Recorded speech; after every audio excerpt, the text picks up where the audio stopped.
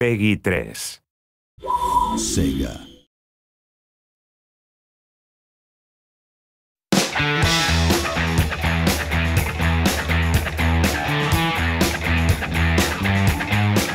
At Sports Interactive, we're constantly looking for ways to make the Football Manager series easier for people to play, whilst not dumbing down the game in any way, as well as trying to get new budding football managers playing the game.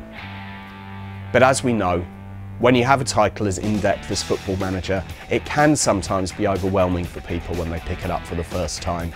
And also, a lot of people who've been playing the game for a long time may be unaware of some of the things they can do in the game, even some of the basics. We've been experimenting with various help systems over the years, but none of them have ever felt really right to us. This year, we've introduced 2 new systems to help people who play the game, both old and new. What we're showing you today is examples of both of these systems. When you start Football Manager 2012, you'll notice on the main menu the tutorial button. If you click on this, you'll see 5 different tutorials to choose from: the interface, contract negotiations, making a transfer offer, match tutorial, and creating and developing tactics. Let's have a look at the interface, for which the tutorial describes itself as a basic explanation of how to get around the Football Manager interface. The first thing you'll notice is that the tutorial just starts with a team already loaded in. This is because the tutorial mode is separate to the main game. You can't continue a tutorial game after you've completed the tutorial, but it will teach you enough to be able to start playing the game properly. The text for each tutorial comes in a box in the middle of the screen, as you can see here. Once you've read the text in each case, you just click on the next button.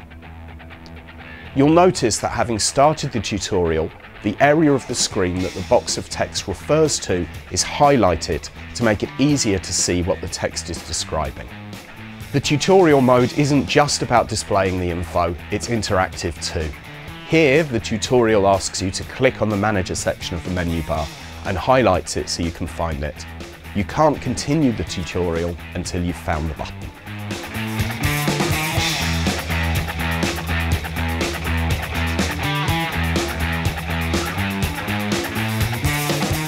You'll then see the tutorial highlights the sections it's describing. Once you've read about the areas on the Manager menu, you can move on to the next section.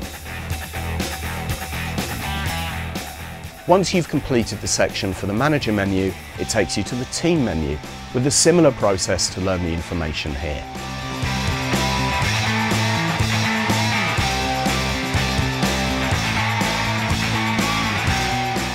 Hopefully, you now get the basic idea of how the tutorial works.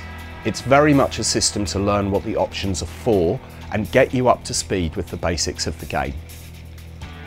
Now let's have a look at the how-to system. The how-to system is built into the actual game itself and is accessible at any time to the person playing the game.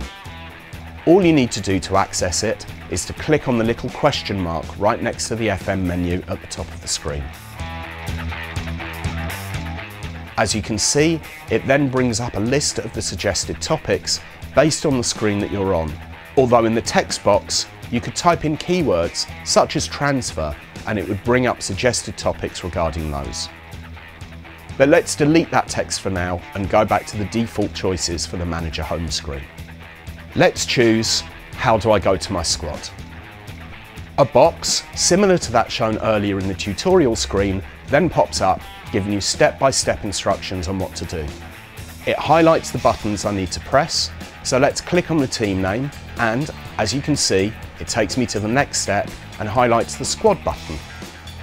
If you don't press the button for a while, you'll notice that it starts flashing, just in case you struggled to find it. Once the how-to is completed, the box turns to a different colour to signify that you've done the task. You can then click back to game to carry on playing, or ask another question. So that shows you the basics of the new tutorial and how-to systems for Football Manager 2012. We hope they help you get the best out of the title.